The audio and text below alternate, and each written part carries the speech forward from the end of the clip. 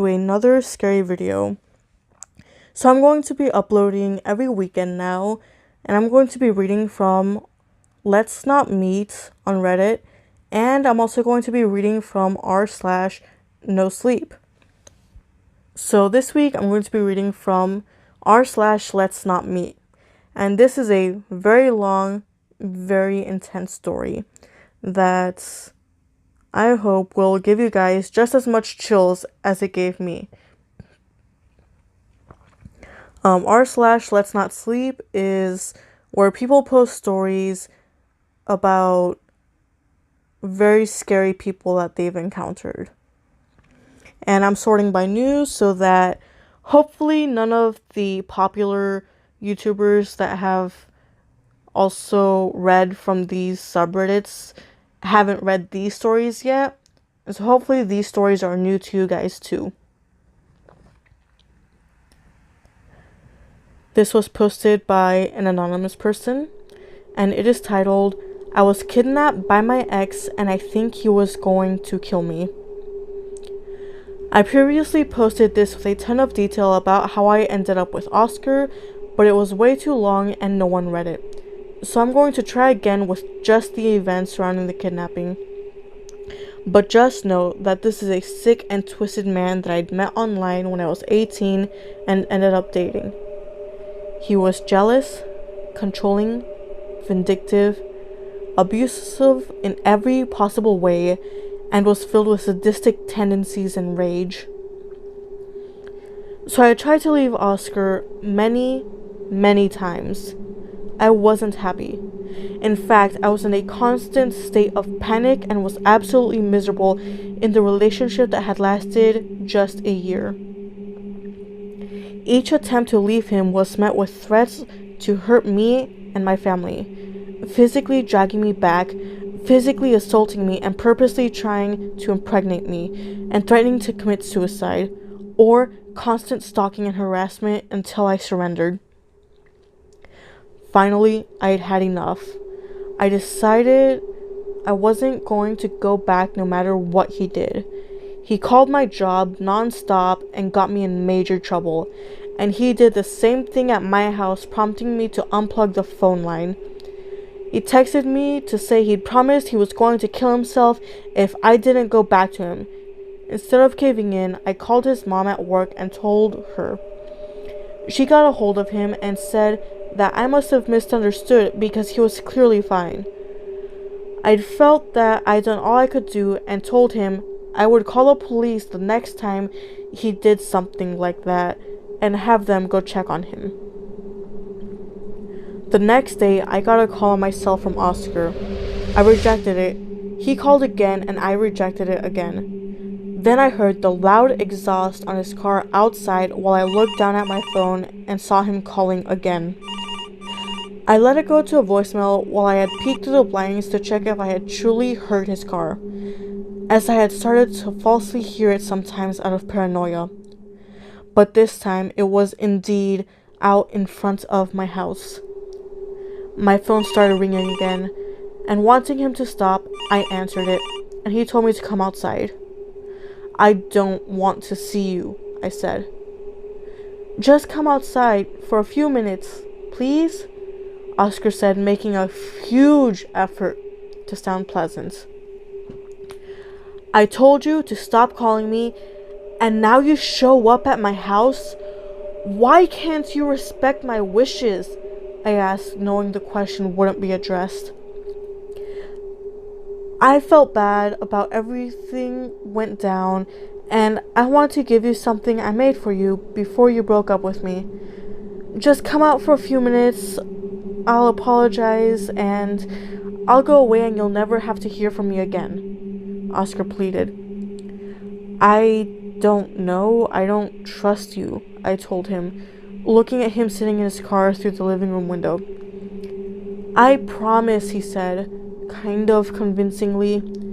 "I drove all the way here to give you what I made and just have a proper goodbye." In hindsight, I should have called BS on all of that immediately, but I was young and still way too controlled by my need to not hurt other people's feelings. I felt bad that he had driven 40 minutes to my house with something that he'd made for me just to refuse to come out.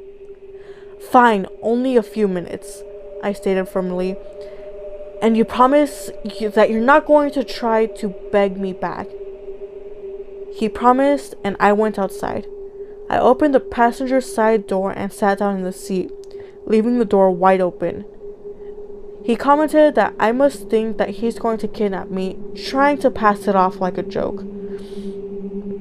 I told him I just wanted the legroom. He had a bouquet of flowers and a case of DVDs where he burned for me all of the seasons of my favorite TV show.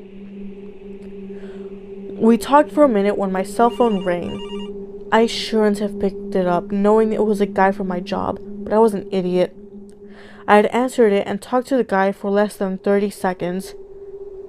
Oscar could hear that it was a man's voice. I could tell instantly when I saw his head snap in attention in my peripheral vision. When I hung up, Oscar looked at me with fury in his eyes and asked some question about the caller that I can't even recall now. Before I could reply to whatever he asked, he slammed on the accelerator and was flying down the street with my door still open. I instinctively pulled my legs into the vehicle and started screaming for him to stop. He didn't seem to be hearing me, so I tried to jump out when he slowed down at intersections, and seeing this, he grabbed my clothes with his hand to pull me in and started making sharp left turns through the neighborhood to force my door to swing shut. Once that was accomplished, I tried to open the door again. He kept hitting the automatic locks to stop me, and he was consistently increasing his speed to ensure any leap from the car would be dangerous. By now, it was dark outside. He was speeding through the town, double the speed limit, and I was hoping a police officer would see this, tailing him and pulling him over, but apparently he'd gone unseen. He reached the freeway, and I started really panicking. He would be able to go even faster here and fast-track me wherever he planned to take me. It took maybe 3 minutes to get to the freeway at the speed he was going, all of which I spent trying to get out of the vehicle. Once he was on the freeway, he was going over 100 miles per hour. I kept looking at the speedometer, and it was dark outside, and that much was way too fast to jump out from a moving vehicle on the freeway with other cars driving at high speeds and unable to see me. I still had my phone, so I tried to dial 911. I pressed the numbers with my hand and shoved it down the side of the seat in my window, away from Oscar. But he saw what I was doing and started swerving all over the road trying to grab my phone. I still don't know how he managed to get away from me because every ounce of my being was trying to hold on. He took it, rolled down his window, and threw it out. Rolling his window back up, he flatly stated, "If I can't have you, then no one will." That sentence made my heart sink. I felt like I was in a Lifetime movie. Oscar possessed by his need to possess me, and I was trapped. This is when the grim reality started to really set in. He was out of control, and I was out of options. I started screaming for help and pounding on the windows, but Oscar had hit the tint on the windows so dark that I probably wouldn't be seen even if it wasn't dark outside.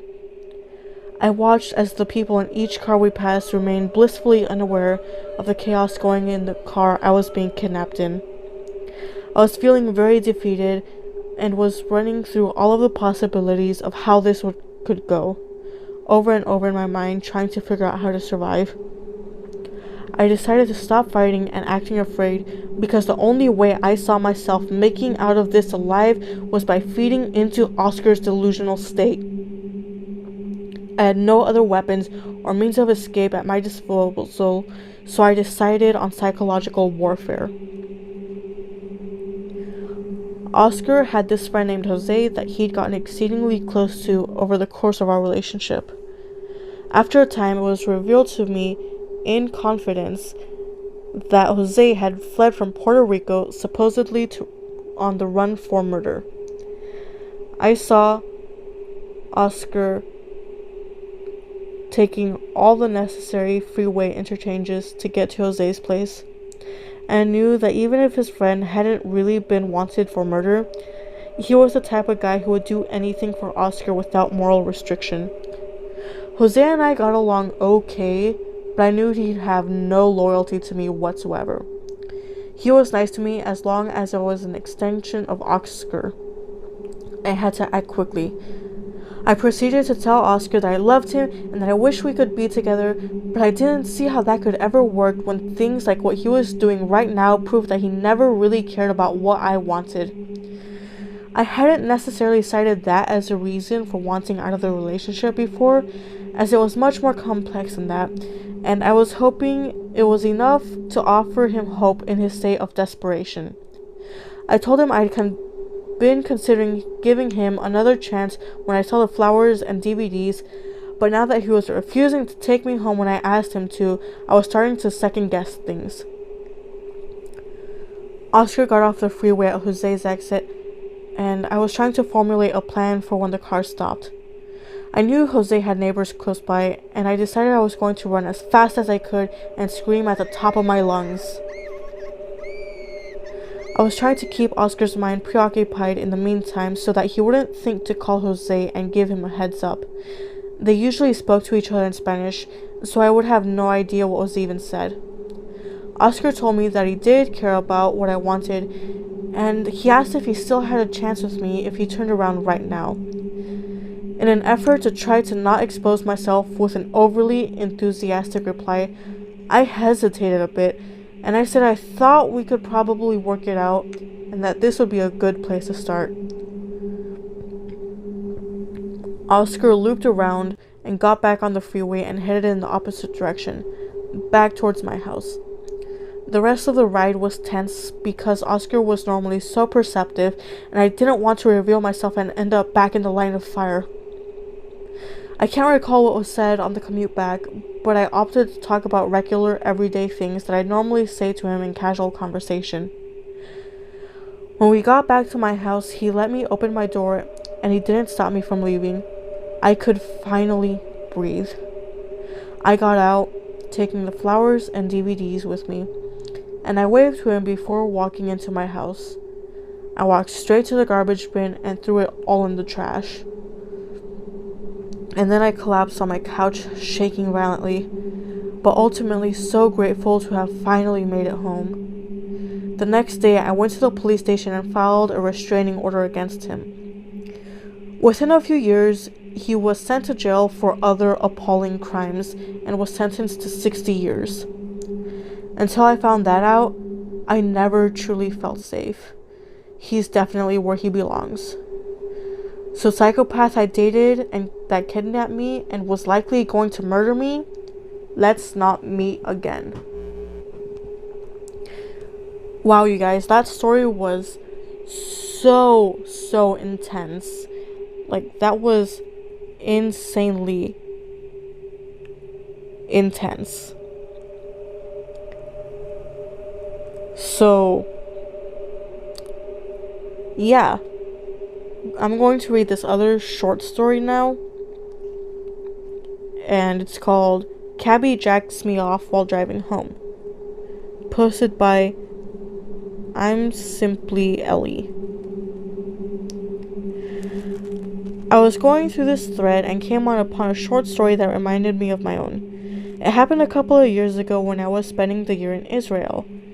I was in the Central Mall in Jerusalem with some friends, and there's usually a line of cabbies waiting for their next fare. Me and my friends nail a taxi down and hop on in. My friends in the back and me in the front. Everything is fairly normal, and he takes my friends to their respective apartments. At this point, it's just me left, and I was living up on top of the mountain at the time. My friends lived at the bottom, so there was about 10 minutes of twisting and winding road to get through. I'm sitting there in silence, a bit uncomfortably, and in the corner of my eye, I see this guy leaning. I mean really leaning towards me, with his eyes straight up glued to my chest. Save for the occasional glance on the road to make sure he was going straight. Yes, I have a large chest, but I was wearing a long sleeve shirt that came up to my collarbone at the time. Then I noticed that his hand was moving in rhythmic gestures in his pants. I am hella uncomfortable, but kind of unsure on how to proceed. I was frozen in shock and fear. We quickly got to my apartment complex and I got out, quickly tossing over the proper change. Let's not meet again, random cab guy. Wow. So yeah, this one wasn't as intense, but it was definitely still creepy. Like, why would you jack off with someone in the passenger seat, like, next to you? In fact, why would you jack off in any sort of public space to begin with? Like, that's super fucking creepy, dude. So yeah, I'm going to be posting both of these stories in the descriptions below, and I hope that you guys enjoyed this video, and I hope you guys were just as creeped out as I am right now. Like, I still have chills, and if you like this new Reddit reading on the weekends, give this video a like, subscribe, comment saying that you like it, and if you like my other videos too, you could subscribe for them too. And I'll see you all next time.